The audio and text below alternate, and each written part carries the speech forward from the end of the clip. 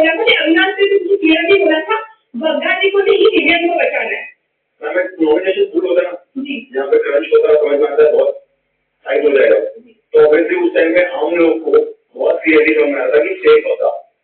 It was very clear मैं कुछ उसमें छुपाने वाली बात नहीं कर रही हूँ सेफ होता तो फिर इंसान ने ये क्यों बोला कि आपने बोला था कि मुझे बोला था कि विवियन को मुझे वो चीज याद नहीं मैंने बोल दिया हो सकता है मैं गलत है सही वाली चीज का आई थोड़ा पहले नहीं बोले थे मुझे बहुत सीरियस है मैंने बिल्कुल जान के नहीं किया मुझे नहीं पता क्या हुआ मैं आपको जस्टिफाई भी नहीं कर पा रही हो गया तो नमस्कार मेरा नाम शिल्पा नारंगवाल है मैं मायापुरी मैगजीन से हूँ और अविनाश जिस तरह से अभी आपने ये बात करी तो क्या हम ये समझ रहे हैं कि शुरुआत से ही आपको शिल्पा करण विवियन का ट्रैक कभी अच्छा ही नहीं लगा और कहीं आप इनसिक्योर रहे जेलस रहे इसके लिए ये नाम आया यस करेक्ट है ये ट्रैक मुझे बिल्कुल पसंद नहीं है ओके ठीक है क्योंकि मैं घर में रह रहा हूँ ना 24 घंटे तब मेरा बेटा 50 ये मेरा बेटा 50 फिर उसके बाद दोनों अच्छे अब ये तो प्रॉपरली स्टोरी के लिए करे और उसमें हर बात हो तुम्हें बुरा नहीं लगेगा तो बिग बॉस को बैठ के बिग बॉस देख रहा है मैं आपको एक पॉइंट भी पूछना चाहिए विवियन तो आपकी टीम मेंबर ही है वही तो मैं बोल रहा हूँ मैं किसी टीम में नहीं हूँ यही तो एक्सप्लेन किया विवियन देख लीजिए और काफी सारी बातें आपको इन अविनाश के बारे में या फिर ईशा के बारे में से पता चली है कि किस तरह से पीछे आपकी बातें होती है मेरा सवाल ये है विवियन आपसे कि जब नूरान आई थी कन्फेशन रूम में आपको बहुत सारी बातें उन्होंने बताई आपकी गेम को लेकर तो जब आप उसके नेक्स्ट डे जाकर करण और शिल्पा को नॉमिनेट करते ताकि उन्होंने उनको लेकर भी कुछ चीजें गई लेकिन उन्होंने अविनाश और ईशा के बारे में भी कहा कि कहीं ना कहीं ट्रस्टवर्थी नहीं है तो उसके बावजूद आपने ये क्यों चुना कि आपको गेम में आगे जाने के लिए इनके साथ ही आगे बढ़ना है मतलब ये भी हम नहीं समझ पाए मेरा ये मानना है कि मेरा जो टाइम स्पेंड और अंडरस्टैंडिंग जो थी ईशा और अविनाश के साथ स्पेशली अविनाश के साथ मेरी ना अविनाश के साथ काफी तरह से कुछ चीजों के लिए बहुत ज्यादा क्लैरिटी थी जो यहाँ से कंफ्यूजन था और जो यहाँ से मुझे इसको तो साइड करो इसको मेरा मतलब ही नहीं था तो शिल्पा जी के लिए क्योंकि ना शिल्पा जी की कुछ चीजें मुझे खटक गई थी और जो चीजें मुझे खटकी मैंने उन पर रिएक्ट करा और उनसे जाके कंसल्ट करा शिल्पा जी ने मुझे उस पर रिप्लाई किया उन्होंने मुझे सीधा कहा ठीक है अगर आपको ऐसा लगता है तो ठीक है ऐसा ही है और आप जाइए मैं आपको किसी सवाल का जवाब नहीं दूंगा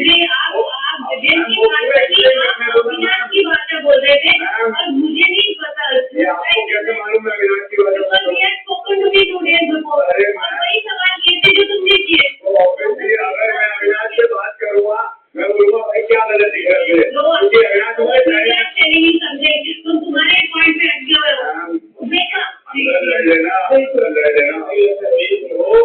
मुझे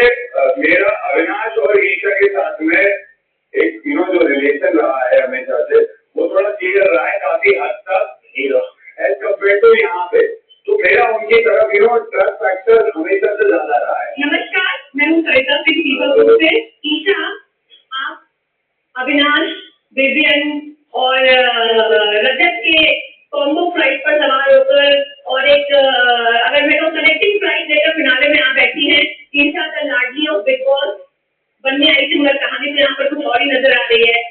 ये रिश्तों का शो है बार बार कहते हैं सबसे इम्पोर्टेंट रिश्ते क्या होते हैं प्यार नाम नहीं लूंगी दोस्ती विवियन दुश्मनी करण और भाईचारा तो इट्स कॉन्ट्रोवर्शियल रजत ये रिश्ते आपने बना क्या एक तो आपकी बात है यार चारों से चारों सबसे स्ट्रॉन्गेस्ट है और चारों से चारों फाइनेस्ट है क्या जेन्युइन रिश्ता बनाया आपने आपका एकदम रियल रिश्ता है चारों लोगों ने मस्त रिश्ता बनाया बिना सोचे समझे बनाया और बहुत ऑर्गेनिक रिश्ता बनाया आपने अविनाश के मास्टर स्ट्रोक कल विवियन को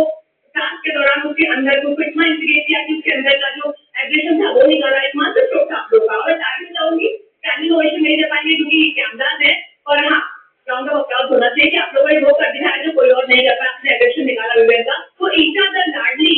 आखिर कैसे एविल ईशा द मैनिपुलेशन वाली चुगली दीदी कैसे बन गई क्यों बन गई लाडली क्या होता है और ये क्या होता है आप ही बताइए लाडली मुझे बिग बॉस में बनाया ही वो तो मैं कोशिश कर रही थी अभी तो शूटिंग से पहुंच गई करण जी ने जो मेरे लिए एक मैं जा रही थी नेगेटिव जोन में मुझे जब उससे लेसन मिला मैंने उसको बिल्कुल कट ऑफ कर दिया मैं बिल्कुल अभी कुछ भी नेगेटिव नहीं होती है इनफैक्ट मेरी उनकी सोच तो काफी पॉजिटिव भी हो गई है सर वो सब ये तीनों जो रिश्ता बनाया उससे मैं बोल रही हूँ कि हाँ वो बहुत ऑर्गेनिकली बना है और मैं वो बात दिल से जानती हूँ उसमें कोई भी गेम प्लान नहीं था बिल्कुल भी नहीं था ये तो एक सबके विरुद्ध हो चुकी होती है अगर बिग बॉस का अप्रॉच कोई टेस्ट करवाना तो अविनाश उसमें बहुत की जरूरत पड़ेगी क्योंकि बहुत आप रटा मार के आए हो।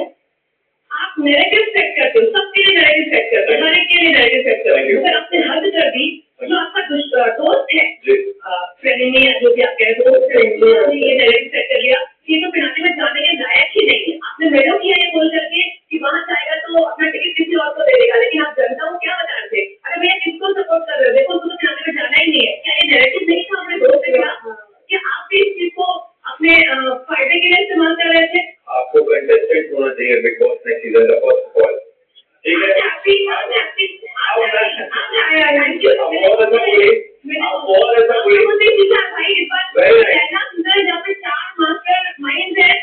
एक आध मास्टर ब्राइड है, बहुत सारे और 21 सेक्स है, तो ये बहुत ही बहुत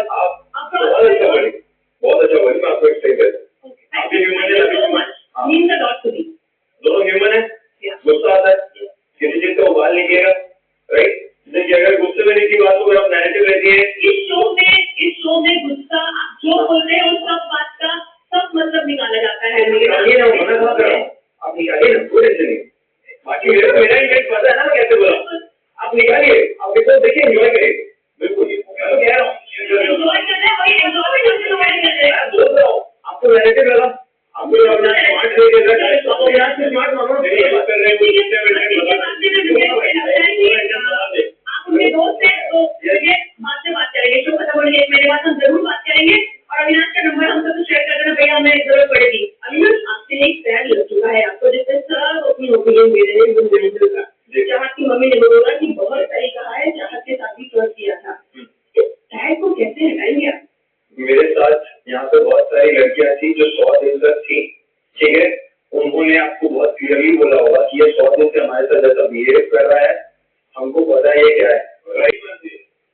हम सारे घर वाले नहीं मानते, आगे कुछ नहीं होगा, और ये नहीं है यहाँ पे सबकी यूनिटी है। अगला सवाल मेरा आपसे ही है। मैं आपको बहुत सालों से जानती हूँ और आपकी पर्सनल लाइफ हमेशा प्राइवेट रही है, लेकिन बिग बॉस में आने के बाद बहुत सारी चीजें बाहर आई हैं, बहुत अलग अलग तरह की बातें जो मैं जानती हूँ कि विजन को पसंद नहीं आती है। तो थोड़ा बहुत तो मुझे ग्रेट फील होगा कि मैं ऐसा पर्सनल लाइफ लाइमलाइट में आ रही लोग बात कर रहे हैं अलग अलग तरह की। देखिए पहले जब मेरी पर्सनल लाइफ का कोई हिस्सा सामने नहीं था तब भी लोग बोलते थे, अब कुछ एक हिस्सा सामने है अब भी लोग बोलते हैं। और रही मेरे फेथ एंड बिलीफ की, तो वो तो मैंने क्लियरली सामने स्टेटमेंट दिया है। अब रही बात ओपिनियन की, तो देखिए लाइफ मेरे पास, ओपिनियन तुम्हारी, वो अपने पास।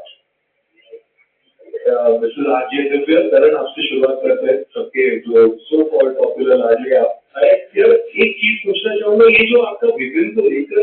जो क्या प्रॉब्लम क्या है, इश्यू क्या है? जब विजन की बात आती है, आपने अग्रेशन भी कहा, आपने कहा ग्रुप से भेजना, आपने उसके ऊपर काफी चीज और भी ऐड कर दी, आपने कहा कि इनका असली चेहरा बाहर आ गया है, यहाँ तक कि चून के साथ जो इश्यू था वो उसने सॉल्व कर दिया, she did not mind it, but आपने आके वहाँ पे पूरा विजिटिंग कार्ड प्ले करने की कोशिश की। और शायद ये पहली बार ऐसा हुआ है बिग बॉस के हिस्ट्री में किसी लड़की ने नहीं, लेकिन एक लड़के ने विनिंग कार्ड खेला। विनिंग कार्ड कौन सा खेला मैंने? मेरा सवाल अविनाश के लिए है। आप शुरुआत में जब आए थे ना बहुत फायर लगे थे, आपको किसकी बॉल मिली?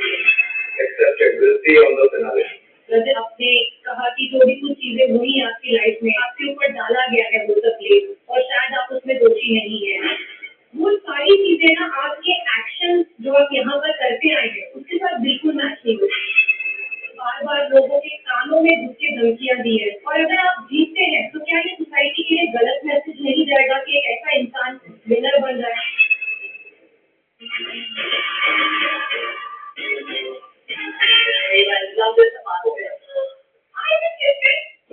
और जब भी नया साइबर बन जाएगा ना, 20 minutes India's #1 real estate app. Download now. लो बैटरी फी चार्ज। और अपने पार्टनर से पूछो और शायद आपके पार्टनर को भी इंडिया की #1 मैप को तुम्हारे समझ आया कुछ? ऑलवेज अपने पार्टनर से चेक आउट दिस व्यू